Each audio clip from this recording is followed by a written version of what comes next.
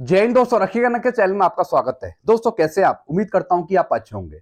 दोस्तों बहुत से पेंशनर्स और सरकारी कर्मचारी खुश हो रहे हैं कि भारत सरकार हमारी पेंशन बढ़ाएगी, हमारी सैलरी बढ़ाएगी। जब भारत सरकार 8वां वेतन आयोग देगी, हमारा एचआरए बढ़ जाएगा, हमारी मिलिट्री सर्विस पे बढ़ जाएगी, हमारे तमाम भत्ते बढ़ जाएंगे, अलाउंसेस बढ़ जाएंगे, हमारा एचआरए बढ़ जाएगा।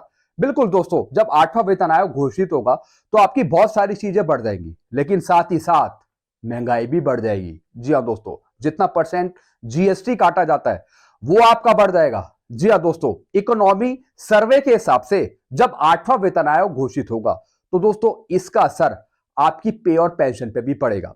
आपकी सैलरी और पेंशन तो बढ़ जाएगी, लेकिन साथ ही साथ जो महंगाई है वो और बढ़ जाएगी। जी हाँ दोस्तों, तो दोस्तों मेरे पास एक रिपोर्ट आई है 8वें वेतन आयोग की, जो मैं आपको समझाना चाहूंगा। जी हाँ दोस्तों, इसमें फिटमेंट फैक्टर भी दे रखा है, इसमें 8 सीपीसी की पे मैट्रिक्स भी दे रखी है, लेवल 1 से लेके और लेवल 18 तक। जी हाँ दोस्तों, और डीएडीआर भी दे रखा है। सारी चीज दोस्तों मैं आपको समझाऊंगा, इसलिए इस जानकारी को आप बिल्कुल सही से समझिएगा और अपने ग्रुप में भी शेयर कर दीजिएगा इस वीडियो को। वीडियो में आगे बढ़ने से पहले एक छोटी सी अपील मैं आपसे कर रहा हूं। अगर आप पहली बार मेरा चैनल देख रहे हैं या फिर ये वीडियो देख रहे हैं तो आप मेरा चैनल सब्सक्राइब भी कर सकते हैं, जिसका नाम है रक्षित खन्ना, क्योंकि ऐसी जानकारियां, सही जानकारियां आपको मिलती रहती है इस चैनल के माध्यम से।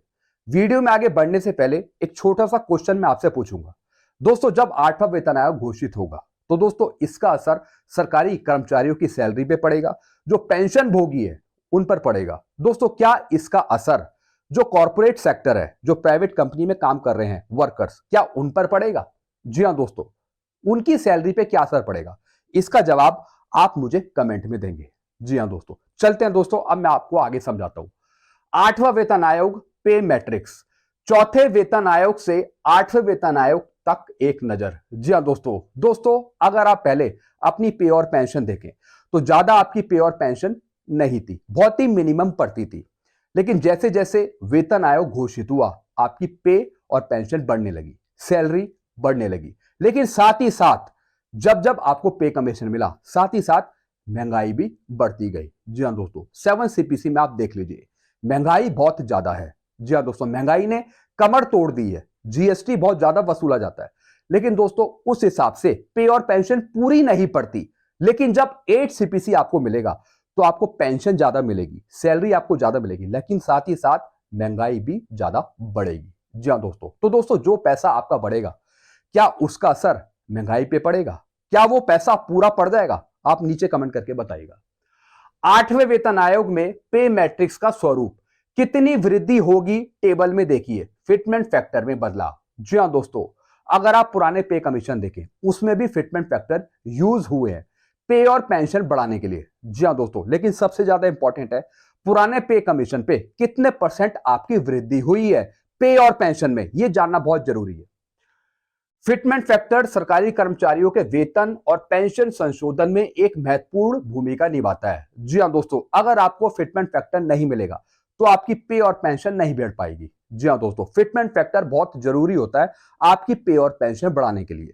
पे कमीशन पे, जी हाँ दोस्तों, यह एक गुणांक मल्टीप्लायर है जो काम करता है आपकी पे और पेंशन बढ़ाने में, जिसे मौजूदा बेसिक के आधार पे नया वेतन निर्धारण करने के लिए इस्तेमाल किया जाता है। जी हाँ दोस्तों, यानी पहले आप 3500 रुपए लेते थे मिनिमम पेंशन, हमें एक फिटमेंट फैक्टर मिला 2.57, तो दोस्तों 7 सीपीसी में आपकी नई बेसिक हो गई कितनी?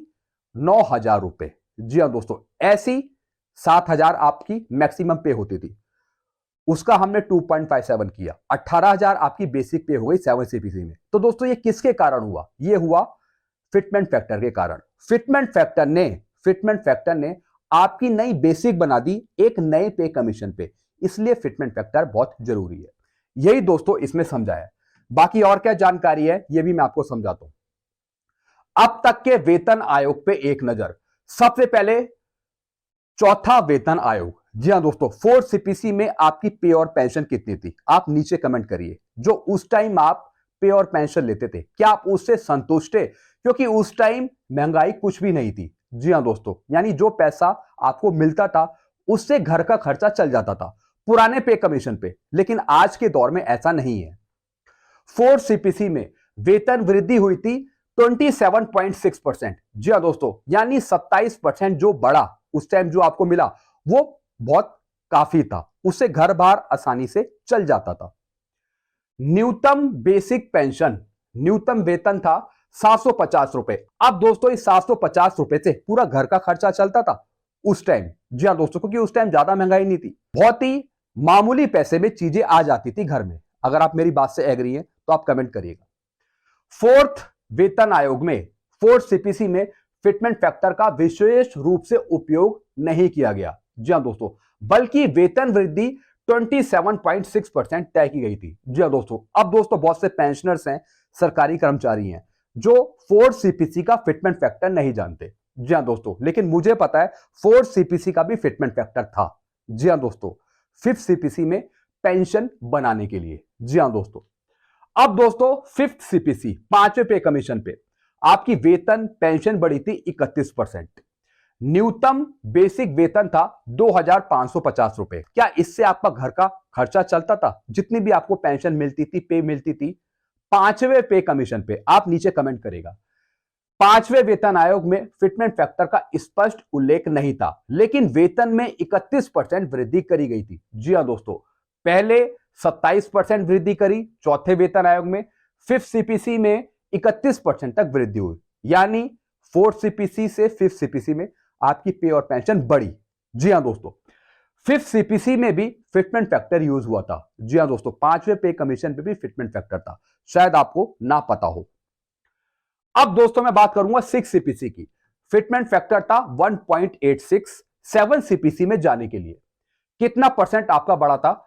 54%। जी हाँ दोस्तों, सबसे ज्यादा वृद्धि सिक्स सीपीसी में हुई थी पे और पेंशन की, 54%। न्यूनतम बेसिक वेतन था 7,000, जैसा मैंने आपको वीडियो में पहले बताया भी था। सिक्स सीपीसी में 1.86 का फिटमेंट फैक्टर लागू किया गया, जिससे बेसिक वेतन में 54% की वृद्धि हुई। जी हाँ दोस्तों, सबसे ज्यादा सिक्स सीपीसी में बढ़ोतरी हुई थी और सबसे कम बढ़ोतरी सेवन सीपीसी में। यह भी मैं आपको आगे बताऊंगा। सबसे अधिक फायदा इसी वेतन आयोग में हुआ था। जी हाँ दोस्तों, मैंने आपको बता दिया सबसे ज्यादा फायदा सिक्स सीपीसी वेतन में। जी हाँ दोस्तों, और दोस्तों इस टाइम आपका डीएडीआर भी 125% तक पहुंच गया था, अगर आप 31 दिसंबर 2015 तक देखें।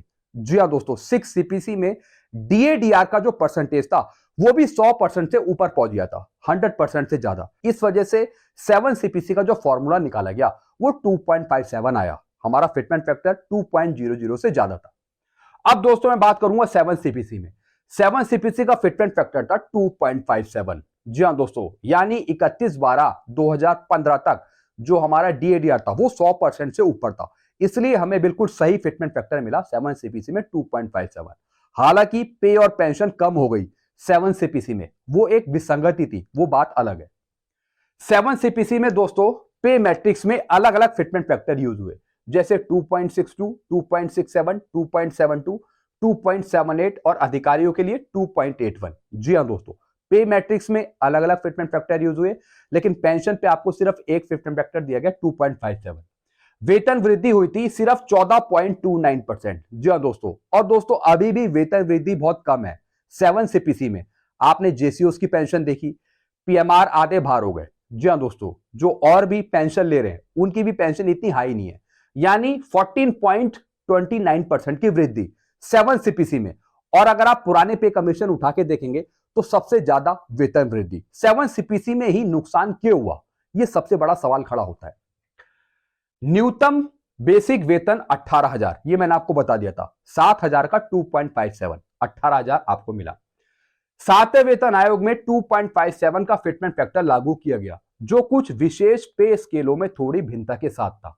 इसे कुल मिलाकर 14.29% की वेतन वृद्धि हुई थी। जी हाँ दोस्तों, बहुत ही कम आपका बढ़ा पे और पेंशन सेवन सीपीसी में। अब दोस्तों मैं बात कर रहा हूं यहां पे आठवें वेतन आयोग की। फिटमेंट फैक्टर 1.92 या फिर 2.28, मैं आपको बता रहा हूं 1.92। जो दूसरे सोर्सेज बता रहे हैं वो भी 1.92 बता रहे हैं, डीएडीआर को देखते हुए दिसंबर 2025 तक या फिर जनवरी 2026 तक। 20 से 45% वृद्धि की संभावना। जी हाँ दोस्तों, कल वाले वीडियो में मैंने आपको बताया था 20 से 25% के बीच में आपकी वृद्धि हो सकती है आठवें वेतन आयोग में। लेकिन दोस्तों अगर आपको 1.92 मिलता है तो दोस्तों 20% से 25% के बीच में। अगर आपको फिटमेंट फैक्टर 2.28 मिलता है तो आपकी वृद्धि ये पहुंच जाएगी 25% से ज्यादा, 30% के आसपास। जी हां दोस्तों, 8वें वेतन आयोग का फिटमेंट फैक्टर 2026 में लागू होने से पहले घोषित किया जाएगा। यह दर महंगाई भत्ते, डीआरएस अलाउंस, डीए और आयोग द्वारा अनुशंसित वेतन संशोधन पर आधारित होगी। जी हां दोस्तों, मैंने आपको बता दिया फिटमेंट फैक्टर किस पे आधारित होता है। फिटमेंट फैक्टर आधारित होता है आपके डीए पे। जी हां दोस्तों, जो महंगाई भत्ता है उस पे आधारित होता है आपका फिटमेंट फैक्टर, उसी से निकाला जाता है। तो दोस्तों डीए का परसेंटेज जितना होगा, जितना हाई होगा, उस हिसाब से आपका फिटमेंट फैक्टर निकाला जाएगा। चलते हैं दोस्तों, आगे बढ़ते हैं। 7वें वेतन की पे मैट्रिक्स के आधार पर नई बेसिक। जी हां दोस्तों, यानी जो आपकी 7 सीपीसी में बेसिक थी, उसके आधार पे 8 सीपीसी की क्या बेसिक होगी, यह जानना बहुत जरूरी है। दोस्तों ये पूरे लेवल है, लेवल 1 से लेके लेवल 18 तक। जो 7 सीपीसी की पे मैट्रिक्स थी उसमें पूरे लेवल थे, लेवल 1 से लेके लेवल 18 तक। मैं दोस्तों यहां पे डिफेंस फोर्स के पेंशनर की बात कर रहा हूं। जी हां दोस्तों सबसे पहले मैं बात कर रहा हूं यहां पे सिपाही की, जिनका लेवल 3 है, जिनकी बेसिक है मिनिमम बेसिक 21,700। जी हां दोस्तों, अगर 1.84 फिटमेंट फैक्टर मिलता है तो दोस्तों बेसिक हो जाएगी यहां पे 39,928। ये मैं बेसिक पे की बात कर रहा हूं। कल जो मैंने आपको रात में टेबल समझाई थी उसमें मैंने आपको बेसिक पेंशन बताई थी, बेसिक पेंशन। और ये मैं बात कर रहा हूं बेसिक पे की, जो लास्ट पे डॉन का 50% पेंशन लेते हैं उनकी बात कर रहा हूं। तो दोस्तों सिपाही की हो जाएगी 39,928। अगर 1.92 फिटमेंट फैक्टर यूज करें तो दोस्तों यहां पे हो जाएगी 41,664। बेसिक पे की बात कर रहा हूं, बेसिक पे की, एक बार फिर बता रहा हूं, बेसिक पे की। ये बेसिक पेंशन नहीं है। कल वाले वीडियो में मैंने आपको बताया था बेसिक पेंशन, और ये है बेसिक पे। याद रखेगा, कंफ्यूज मत होइएगा। अगर दोस्तों 2.28 मिलता है तो 49,476।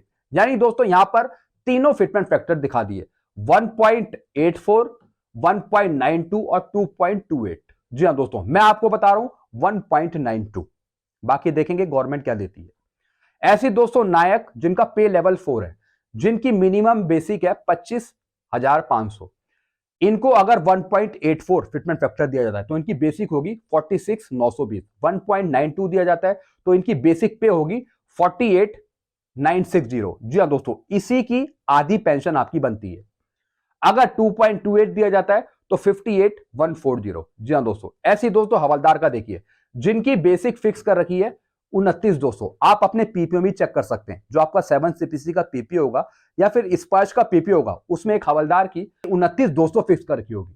अब दोस्तों इनकी बेसिक पे बनेगी, अगर 1.92 फिटमेंट फैक्टर मिलता है 56,064। जी हां दोस्तों, 1.84 मिलता है तो 53,728। अगर 2.28 मिलता है तो 66,576। ऐसे दोस्तों यहां पे नायब सूबेदार का दे रखा है, जिनकी 35,400 है, उनकी हो जाएगी 67,968। अगर 2.28 मिलता है तो 80,712। ऐसे दोस्तों यहां पे दे रखा है सूबेदार का, जिनकी 44,900 बेसिक है मिनिमम, इनकी हो जाएगी दोस्तों यहां पे 86,208, 1.92 लगा के। ऐसे दोस्तों यहां पे सूबेदार मेजर, जिनकी 47,600 है, इनकी हो जाएगी 91,392। ऐसे दोस्तों यहां पे ऑनरी लेफ्टिनेंट की बात करूं, जिनकी 53,100 है, इनकी 101,952 बेसिक। फिर दोस्तों ऑनरी कैप्टन, जिनकी 56,100 है, इनकी हो जाएगी 107,712। ये मैं बेसिक पे की बात कर रहा हूं, बेसिक पे की, ये बेसिक पेंशन नहीं है।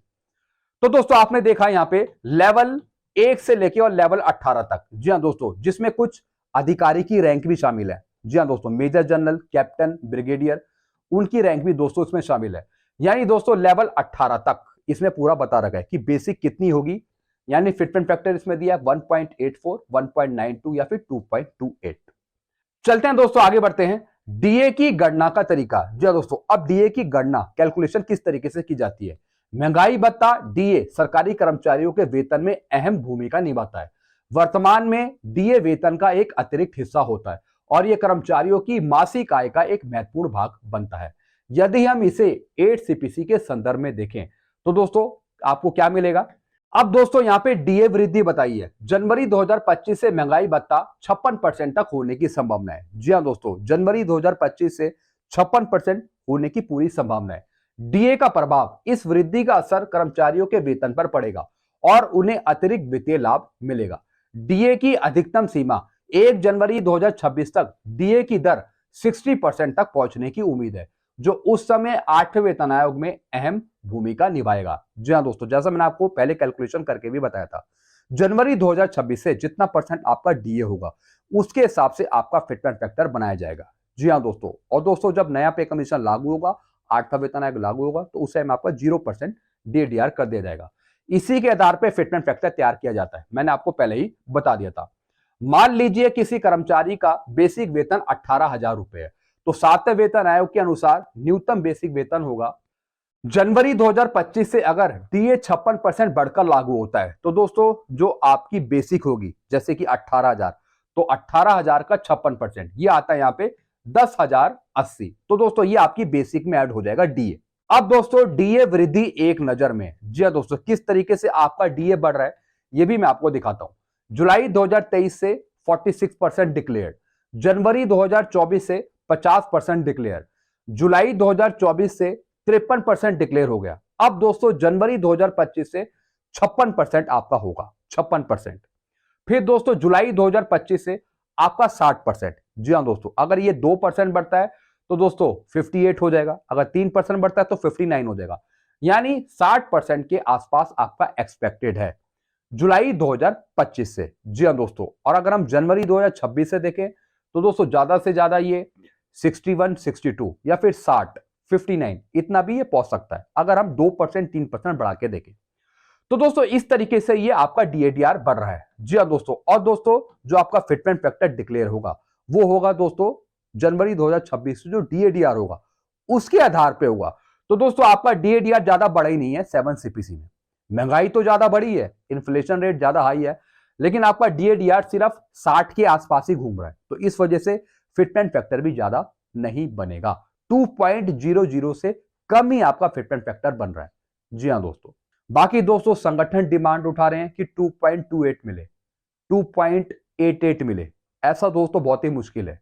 जी हाँ दोस्तों, क्योंकि दोस्तों जो मैं कैलकुलेट करता हूं वो आंकड़ों के बेस पर करता हूं, जस्टिफाई तरीके से मैं आपको बताता हूं किस तरीके से आपका फिटमेंट फैक्टर होगा। जी हाँ दोस्तों, बाकी संगठनों की मर्जी है, सरकार की मर्जी है कि क्या वो आपको फिटमेंट फैक्टर देती है।